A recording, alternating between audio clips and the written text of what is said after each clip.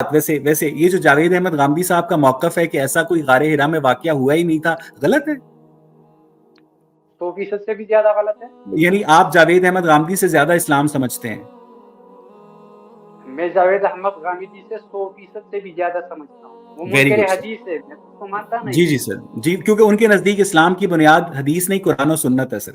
تو میں اب چلیں آپ نے سنت کیا ہے ان کے نزدیک کیا ہے؟ قرآن و سنت. مفتی لقمان اختر مفتی صاحب کا یوٹیوب چینل سبسکرائب کیجیے اور ان کے بیانات کے ذریعے اپنی علمی، اصلاحی اور فکری آبیاری کرتے رہیے. سر یہ غامدی صاحب سے بات کر رہے ہیں نا، میں تو غامدی صاحب نہیں ہوں سر. میں نے تو ان کا موقف آپ کے آگے رکھا کہ اسلام کے اوپر مفتی لقمان اختر اور اسلام کا جو سورس ہے. ان کا موقف کیا تھا؟ لقمان اختر صاحب میری بات سنیں پلیز، میں آپ کو انٹرپٹ نہیں کرتا نا، میں آپ بڑی اچھی بات ہے. مفتی لقمان اختر جو ہیں، قرآن کی جو بنیاد ہے وہ غار ہرا کا وہی والا واقعہ الرحیق المختوم سے منسوب کر کے بہت فخر سے بتاتے ہیں. اور جاوید احمد غامدی صاحب جو ہیں وہ قرآن کی بنیاد وہی والے واقعے سے یکسر انکار کرتے ہیں. تو جب مسلمان علماء کا قرآن کی اوریجن کے اوپر اتفاق نہیں ہے تو پھر آپ اندازہ لگائیں کہ قرآن کی حالت کیا ہوگی سر. کس نے کہا تھا جاوید احمد غامدی عالم ہے؟ سر وہ دعویٰ کرتے ہیں ان کے چاہنے والے کہ وہ عالم ہیں. انہوں نے چاہنے والے کرتے ہیں. آپ مجھ سے پوچھے وہ انہوں نے میں یہ کہہ رہا ہوں نا سر کہ مسلمان علماء کا قرآن کے اوریجن پر ہی اتفاق نہیں ہے.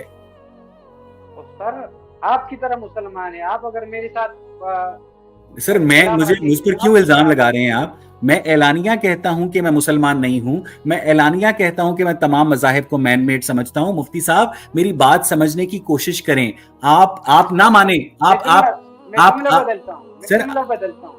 نہیں مفتی صاحب ایک سیکنڈ، آپ بھلے نہ مانے کہ جاوید احمد غامدی جو ہے ریلیجس اسکالر نہیں ہے، وہ عالم نہیں ہے، لیکن ایک دنیا مانتی ہے. وہ ایک ادارہ چلاتے ہیں، ٹھیک ہے، المورد کے نام سے.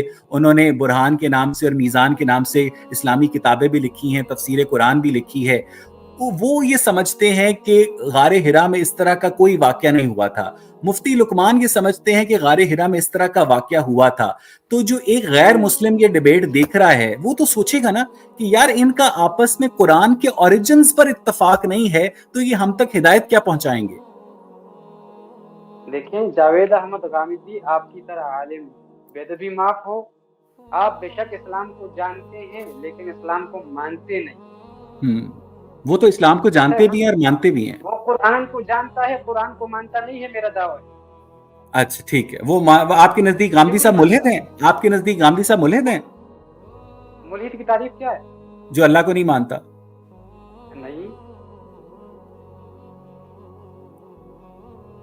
آپ ملحد ذرا تعریف کروا دیں اپنی.